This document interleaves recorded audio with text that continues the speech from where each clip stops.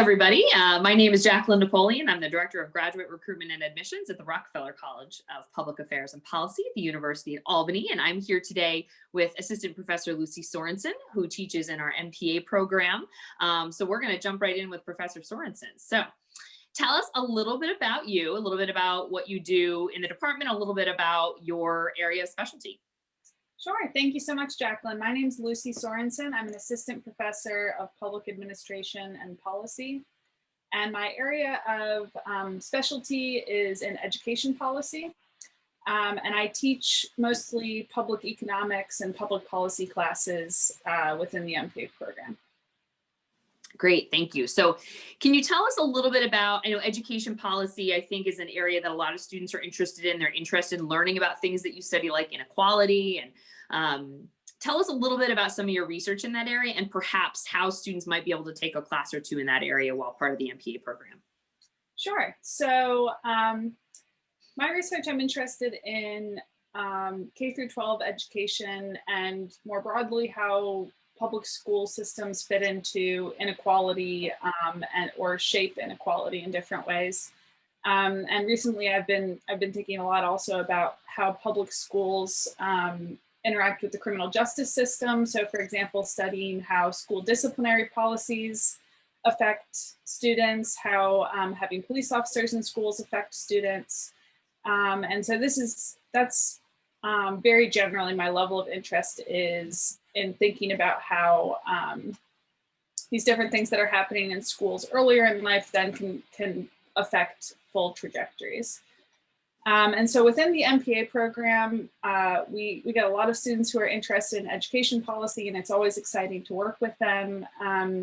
We also have a close connection with the education policy and leadership department in the School of Education. And so students sometimes have opportunities to take classes in education policy with the School of Education, but then we also have some offerings within Rockefeller College.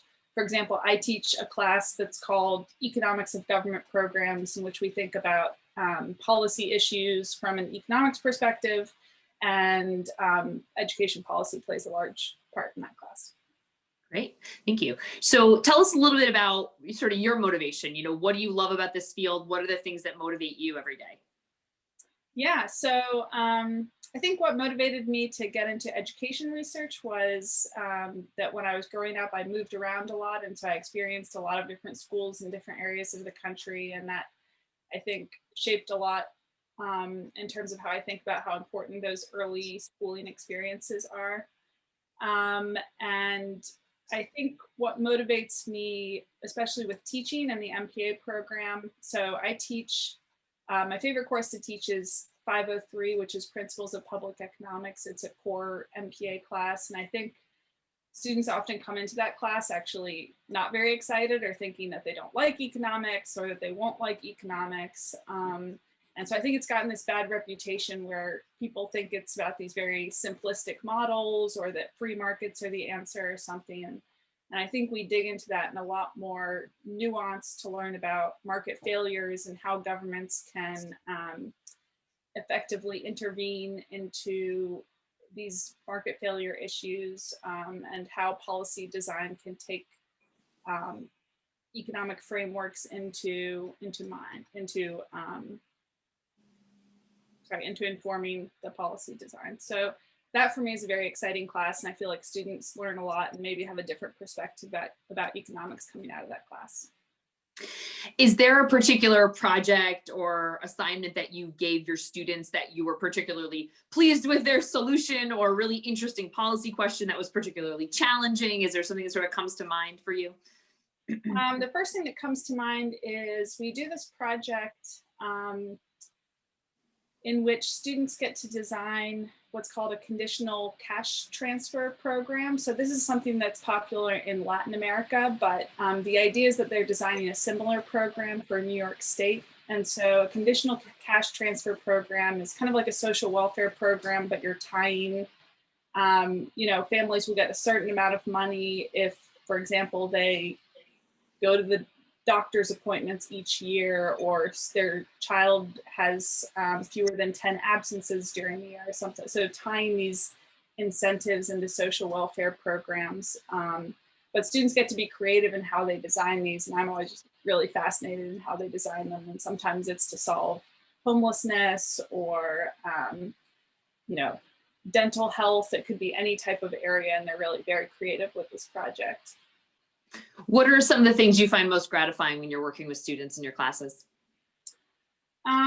I think what I find most gratifying is that students coming into Rockefeller College are coming with all different types of backgrounds and professional experiences. And so when I'm teaching, there may be some topic that I know a little bit about in terms of how it relates to economics, but there's a student who's been working on the ground in a nonprofit or in a state agency or something on that topic. And so what I find really gratifying is actually being able to learn from them and from their experiences. And I think it just creates this really rich classroom environment where students can learn from each other more so than just the instructor. Great, thank you. What does, and this is sort of a two-part question because you also teach a number of our quantitative courses. So what does a strong student look like in our program to you, and how will strong quantitative skills help them, whether they come in with them or they need to sort of nurture them a little bit once they're in the program? Sure, so I think a strong student is really just any student who is committed to the idea of public service. I think that's what brings most students here. And then, you know, some students are excited about the quantitative parts, others aren't. But I think really just being open to learning different analytical tools and frameworks and perspectives that will help them kind of in that lifelong pursuit of public service is what will be most beneficial. And I do think that we have lots of different types of classes, but I'm always excited to be able to share those quantitative or analytical type tools that students can bring with them into their whatever their next career is. Great. So what would you say would be a piece of advice you would give a prospective student thinking about entering a graduate program? I think the piece of advice here, it would just be to take full advantage of the community. So there are many aspects of that community. There's our wonderful staff, there's you, there's UAlbany, there's the faculty, there's the other students. And so just taking advantage of the community while you're here, because these are going to be people who want to help you throughout your career and not just for those couple of years that you're in the program. Great. Well, thank you so much, Lucy. We really appreciate your time today. Thank you so much, Jaclyn.